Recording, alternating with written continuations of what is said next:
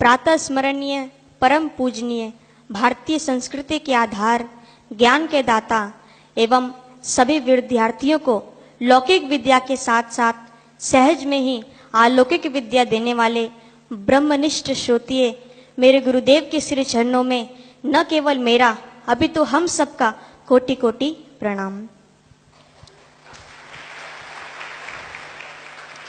मेरा बड़ा सौभाग्य कि मुझे गुरुकुल मिला लौकिक विद्या प्राप्त करने के लिए, जहाँ पर साधारण विद्यार्थी स्कूलों में जाते थे प्रभात काल में, वहाँ पर मैं गुरुकुल में जाता हूँ।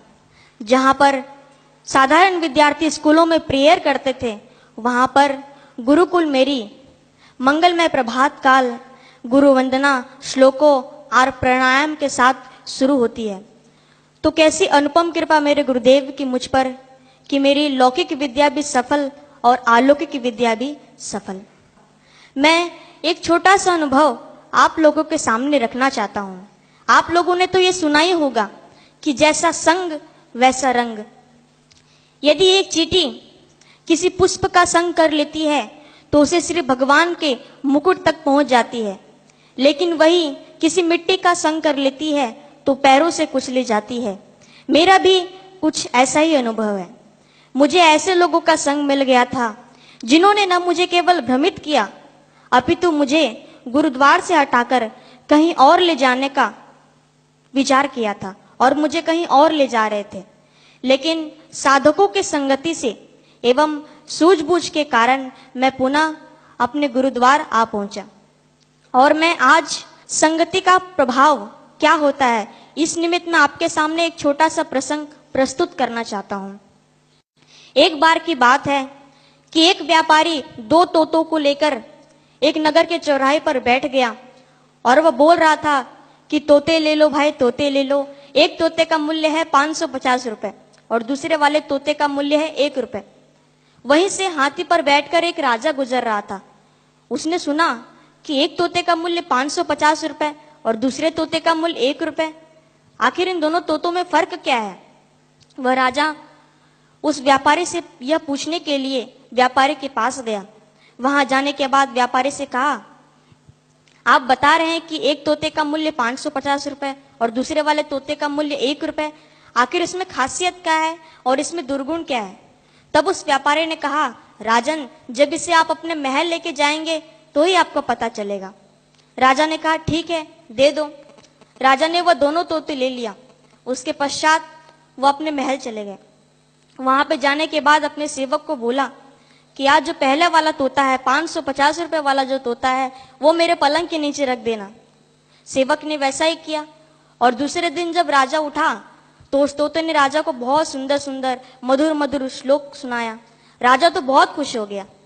लेकिन दूसरे दिन राजा अपने सेवक को कहा कि आज जो दूसरा वाला तोता है, जो 1 रुपए वाला तोता है, वो मेरे पलंग के नीचे रख देना। सेवक ने वैसा ही किया।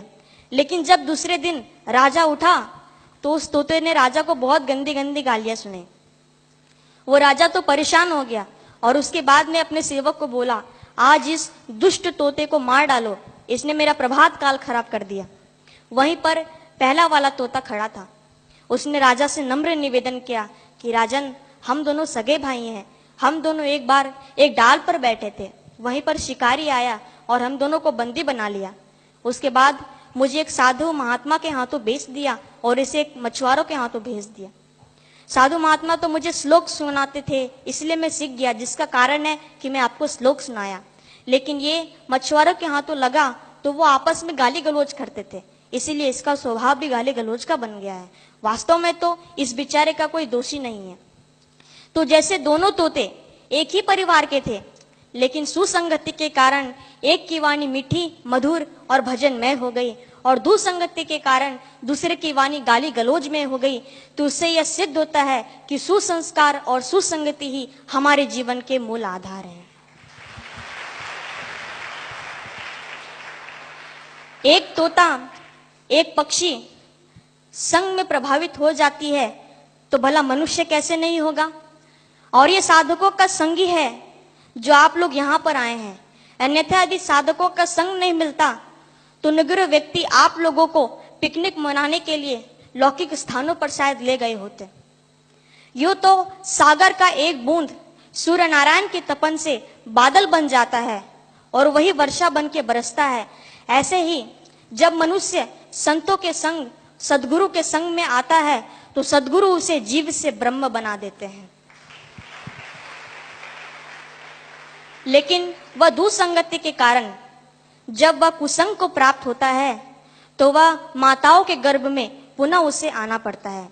तो मैं अंत में इतना ही कहूंगा अपने गुरु भाइयों, अपने गुरु बहनों से कि आप अपनी संगति का विशेष ध्यान रखें। जैसे पारसमणि लोहे को स्वर्ण बना देता है, वैसे ही दुर्भाग्यवश नींबू का संग दूध को फाड़ देता है। तो इससे यह सिद्ध होता है कि एक पारसमणि लोहे को स्वर्ण बना देता है, ऐसे ही मेरे प्यारे सदगुरु जीव को ब्रह्म बना देते हैं।